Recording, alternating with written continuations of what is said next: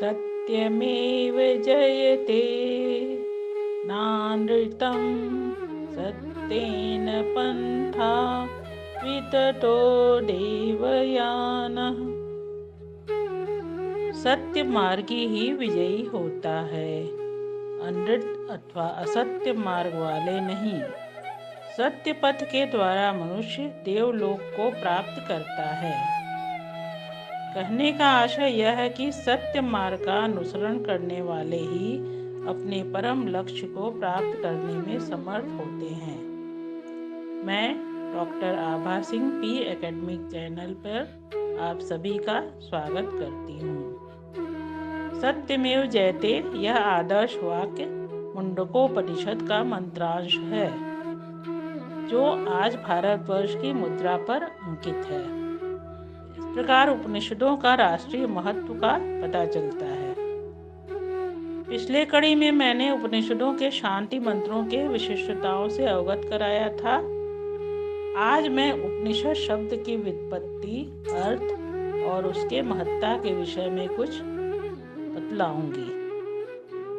जगत गुरु शंकराचार्य के मतानुसार उपनिषद शब्द का अर्थ ब्रह्म विद्या है। उन्होंने उपनिषद शब्द की व्याख्या इस प्रकार की है। उपनिपूर्वस्य सदेश तदर्थवाद तादर्थ्यादि ग्रंथोप्युपनिषद उच्यते।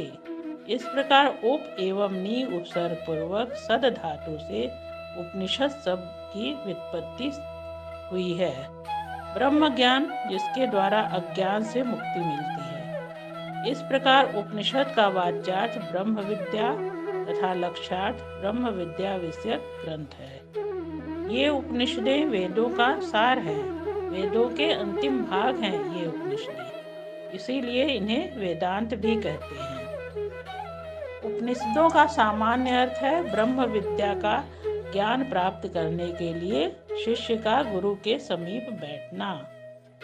यहाँ उप मतलब उप का अर्थ है निकट, समीप, और नी मतलब निष्ठा पूर्वक, सद धातु है जिसका मतलब अर्थ होता है बैठना।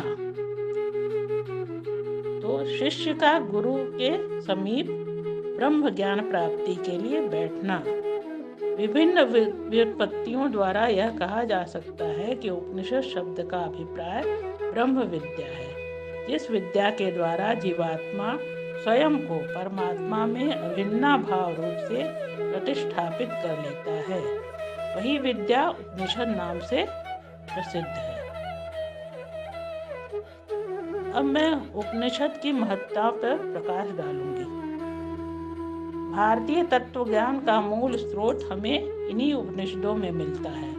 वास्तव में उपनिषद वह आध्यात्मिक मानसरोवर है जिसमें से ज्ञान रूपी विभिन्न सरिताएं निकलकर मानव मात्र के सांसारिक अभ्युदय के लिए तथा पारलौकिक कल्याण साधन के लिए प्रवाहित होती रही हैं।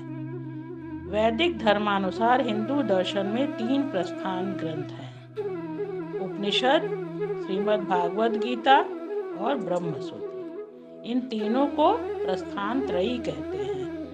सर्वश्रेष्ठ उपजीव्य ग्रंथ होने के कारण उपनिषदों को प्रस्थान त्रयी के अंतर्गत प्रथम स्थान प्राप्त है।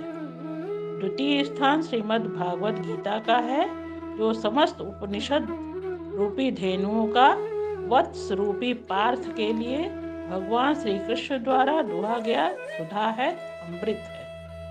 तृतीय प्रस्थान वादरायण व्यास द्वारा रचित ब्रह्मसूत्र है, जिसमें वैदिक और औपनिषदिक विरोधी वाक्यों का समन्वय है। जो अकस्मात से विरोधी वाक्य आ गए हैं वेद और उपनिषद में, उनका समन्वय है। इसी प्रस्थान त्रयी उपनिषद, गीता तथा ब्रह्मसूत्र पर भारतीय धर्म और दर्शन अवलंबित है, आश्रित है।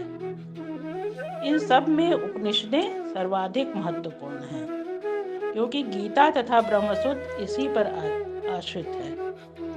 श्रीमद् भागवत गीता उपनिषदों का सार कहा गया है, उपनिषदों का सार है। प्रत्येक व्यक्ति को उपनिषदों का अध्ययन अवश्य करना चाहिए, जिससे वह सांसारिक विषय वासनाओं से दूर उस असीम परमात्मा की ओर उन्मुख हो सके।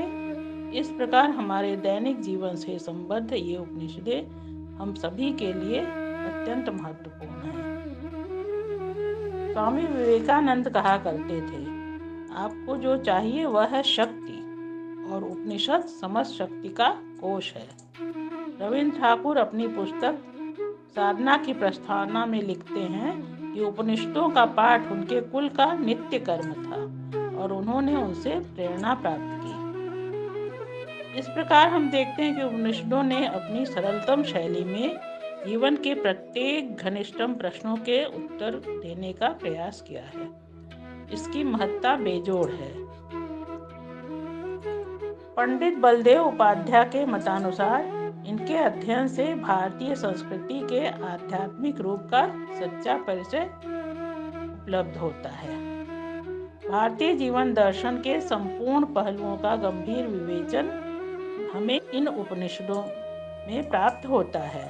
भारतीय विद्वान डॉक्टर राधाकृष्णन, अरविंद घोष, प्रोफेसर राणा डे आदि विद्वानों ने उपनिषदों का गहन अध्ययन किया तथा इनसे प्राप्त तत्वज्ञान को अपनी अपनी पुस्तकों में दर्शाया है। पाश्चात्य विद्वानों ने भी उपनिषदों के महत्व को स्वीकार किया है और उनकी मुक्तकंठ से प्रशंसा की है। अति दुर्दर्श परमार्थ तत्व की प्रार्थना गौड़पादाचार्य ने कुछ इस प्रकार की है। दुर्दर्शमति गंभीरमजं साम्यं विशारदं बुद्ध्वा पदमनानात्वं नमस्कुर्मो यथा बलम्। अंत में मैं यही कहूँगी कि मैंने अपने सामर्थ्य अनुसार इस दुर्दर्श तथा अति गूढ़ विषय पर संक्षेप में आपको उपनिषदों की महत्ताओं से अवगत कराने का प्रयास किया। आशा है आप सभी को मेरा ये वीडियो अवश्य पसंद आया होगा। मन से और ध्यान से श्रवण करने के लिए धन्यवाद। अच्छा लगे तो लाइक कीजिएगा, कमेंट जरूर कीजिएगा।